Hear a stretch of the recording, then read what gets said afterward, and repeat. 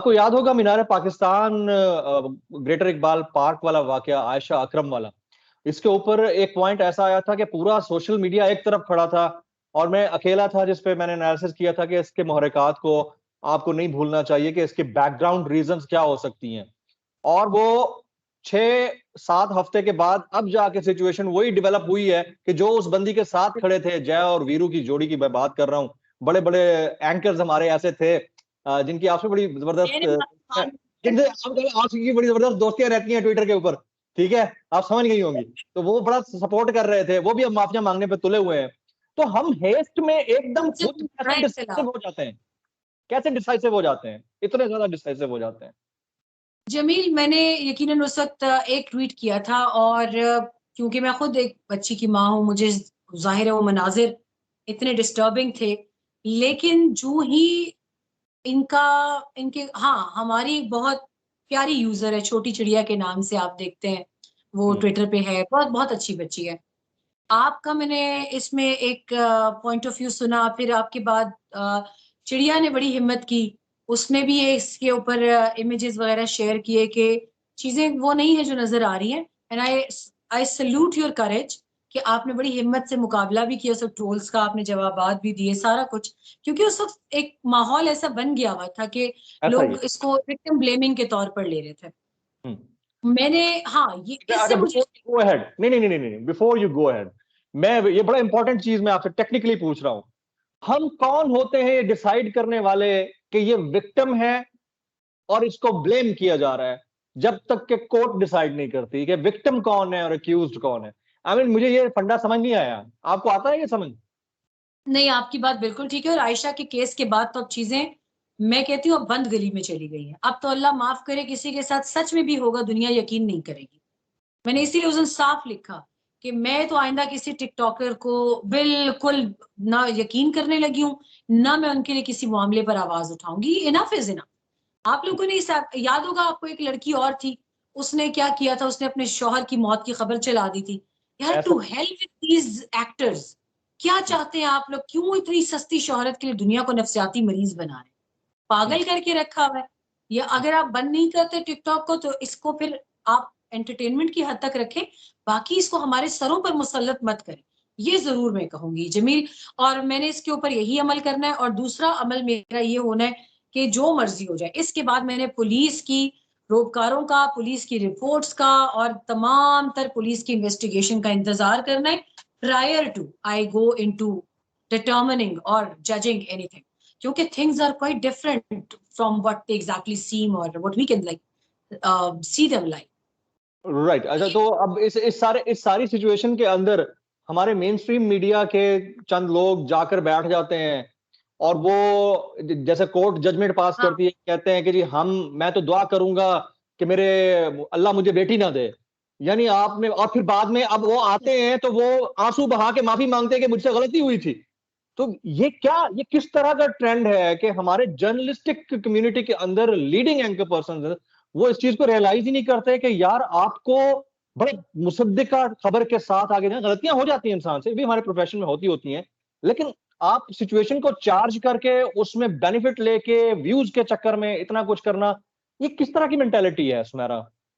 आप मुझे खुद बताएं जमील, जो भी बात मैं सोशल मीडिया पर करूंगी, क्या मैं उसके लिए पकड़ी नहीं जाऊंगी? कल को अकाउंटेबिलिटी नहीं है क्या मेरी? है ना, हर Absolutely सेकंड की अकाउंटेबिलिटी। है। तो आप इतने बेवकूफ हैं कि आप इतना बड़ा प्रोडक्शन हाउस चला रहे हैं, आप इतने बड़ा रेस्टोरेंट चला रहे हैं, क्या आप इतने बेवकूफ हैं? Are you that kind of gullible personality that you just fell into something? You can't. It was well calculated. और यासिर शामी उसके साथ, मतलब वो बंदा, मुझे बिल्कुल उसके काम पर एतराज नहीं है, बाज़-औक़ात बहुत अच्छी रिपोर्ट्स भी देता है, लेकिन he is known for creating sensation. Hmm. People know him for that. बाज़ हम्म। औक़ात वो बड़ी ज़ुबानी बातें भी होती हैं। मुझे उस दिन मेरे यूट्यूब पर मैंने एक वीडियो अपलोड की डिफेंस पॉइंट ऑफ व्यू से, कुछ उसका मेरी वैसी वीडियोस होती है डिफेंस इश्यूज के ऊपर है। अब मैं या मिलिट्री हार्डवेयर के ऊपर रिव्यू करती हूँ, या गन्स होती हैं, टैंक्स होते हैं, जहाज होते हैं। मैंने अपने आप को बड़े साफ सुथरे काम तक रखा है। I don't want to poke my nose into such affairs. Views के लिए आहिस्ता आहिस्ता अल्लाह पाक कामयाबी दे, लेकिन साफ सुथरी दे। इनको क्या पता नहीं था कि अभी इस केस की इन्वेस्टिगेशन नहीं हुई और हम चले गए उसके सर पे हाथ रखने? इन्होंने जुबैर उमर के सर पे हाथ क्यों नहीं रखा, उसी तरह का इंटरव्यू क्यों नहीं किया जाकर? लिटरली लोगों ने रील्स बना के जलील किया इनको कि, हाँ, और जुबैर उमर की उसी नंग धड़ंग तस्वीर को काट के इन दोनों के दरमियान बिठा के इन मीम्स और देखे। उसके सर पे दुपट्टा दिया। ठीक है, हाँ, तो आपकी सहाफत कहाँ चलेगी? Iqrarul Hasan has disappointed us a lot of times. I am really sorry Iqrarul Hasan, but I am like no more in a mood to consider you as a journalist. आपने तो दुनिया का एतबार उठा दिया सहाफियों पर से। आज मैंने एक कमेंट पढ़ा ट्विटर पे, किसी ने लिखा हुआ था कि आमिर मतीन साहब को या किसी को लिखा हुआ था, कोई कोई और गालिबन हमारे कोई दोस्त थे, कॉलीग थे, उनको लिखा कि पंजाबी में लिखा कि पाए ना हुण अपने आप ना जर्नलिस्ट ना आखो, it's no more an honourable profession now, they have brought us into that.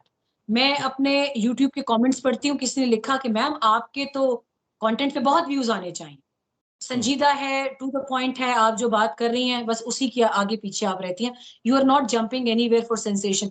तो मैंने उनको लिखा फिर कि व्यूज कम है, ज्यादा हो जाएंगे, लेकिन व्यूज को ज्यादा करने के लिए जो चीज की गई है आज तक, उसकी वजह से हमारी पूरी बिरादरी बेतबार हो, लोग हम पर से एतबार उठा चुके हैं।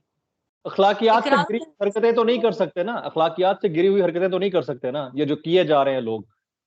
आप तो इकरार 100 बार भी माफी मांग लिए, क्या वो व्यूज वापस हो सकते हैं, रिवर्स हो सकते हैं? उनको जो इससे इनकम जनरेशन हुई है, इस हम्म। सारे कंटेंट से जो उनको रेवेन्यू मिला है, क्या वो उसको वापस करेंगे गैरत में आके? कभी भी नहीं करेंगे। उनका नहीं वो मकसद पूरा हो चुका है नहीं, जी। मेरा वो तो चले रेवेन्यू वगैरह, तो वो तो माजत के साथ वो तो मिडिल मैन को भी मिल रहा होता है। मैं बड़े इंतहाई मोहतात अल्फाज में ये इस्तेमाल कर रहा हूं, लेकिन रेवेन्यू से बढ़कर एक है डेंट लगना या डैमेज होना।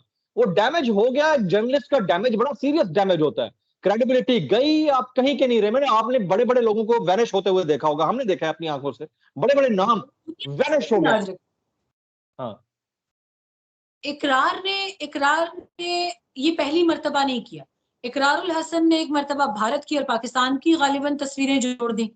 भाई हम्म। क्या आपको पाकिस्तान में कुछ अच्छा होता नजर नहीं आता? बसें ही नजर आई हैं आपको?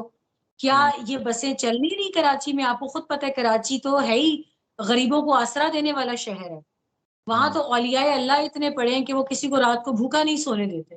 आप हम्म। उस शहर की एक बस का मजाक उड़ाएंगे? To hell with you and your journalism. मतलब आप कहाँ से उठकर आ गए हैं? फिर और आपने अपने मुल्क को जलील कंपेयर करने पे करेंगे माफी नहीं आप मांगी इंडिया आज के तक। साथ, और कंपेयर करेंगे आप इंडिया के साथ, जो कि इंतहाई अफसोसनाक है। अच्छा, अब सुमेरा एक आखिरी सवाल। अभी आपने जुबैर उमर साहब का तस्करा किया था। आप एक सीजन जर्नलिस्ट भी हैं, ज़ाहिर है एक खातून भी हैं, फिर वालदा भी हैं। आपको कैसा लगता है, एक तो एक पार्टी ने उसको, उस वाक़े को, वो जो वीडियो आई है उसको ऑन ही नहीं किया और कहा कि अपनी तर्जुमानी बरकरार रखेंगे, और उससे बड़ी घटिया हरकत हमारे मीडिया की है। The day he was being trolled due to his video, उससे तकरीबन 24 घंटे के अंदर ही वाज ऑन television as a spokesperson. I mean, इतनी बेशर्मी माजरत के साथ मुफ्ती कवि ने भी नहीं दिखाई, जिसकी वीडियो रिलीज हुई 6 महीने तक टीवी पे नहीं आया वो बंदा। आप मुझे खुद बताएं कि ये मुआशरे को नम करने की तैयारी हो रही है। मतलब मुआशरे में एक पैगाम ये भेजा जा रहा है कि वही मरियम जिन्होंने, अरशद मलिक नाम था वो जज का जिसकी वीडियो जी बनी थी, जी जी। चेयरमैन नैब की वीडियो, कितना शोर मचाया था, हम्म। कितना ज्यादा। चले जज अरशद मलिक ने तो पूरे कपड़े पहने हुए थे, मगर उस वीडियो को इस्तेमाल करके कितना शोर मचाया। उसी वीडियो की वजह से आज वो जनरल फैज हमीद के ऊपर भी कीचड़ उछालती हैं, ऐसा ही है। तो फिर हम्म। ये वीडियो क्यों नहीं? क्या आपकी अपनी दो बेटियां हैं, दो बेटियां, गालिबन तीन बेटियां इनकी, मरीम नवाज की गालिबन दो। ऑफिशियली तो मेरे नॉलेज में दो है, अब पता नहीं तीन हो तो मुझे नहीं पता। मेरे नॉलेज में दो है। इनकी अपनी बेटियां हैं, और इनको चाहिए था कि ये फौरी तौर पर उनको, चले आप उनको पुलिस के हवाले ना होने देती, आप इदारती कार्रवाई तो लेके आती ना, एक इदारे की कार्रवाई होती है, एक डिसिप्लिनरी एक्शन होता है। आपने तो वो भी नहीं किया उसके खिलाफ। अच्छा, फिर मुआशरे की मिसाल लें, किसी सहाफी ने मुतालबा नहीं किया कि इस बंदे को गिरफ्तार होना चाहिए। मुफ्ती वो अजीज जिसकी आपने वीडियोस शेयर की थी, जी। उसकी तो फौरन, क्योंकि ठीक है, फिर आप मेरे जैसे पढ़े लिखे बंदे को भी सोचने पर मजबूर कर देते हैं कि अच्छा वो मौलवी था इसलिए उसके खिलाफ जल्दी हो गया। ये जुबैर उमर साहब है, दी जुबैर उमर है, तो क्योंकि वो आपके साथ तर्जुमान के तौर पे मुंसलिक है, तो आपने उसके साथ खून भी माफ कर दिए।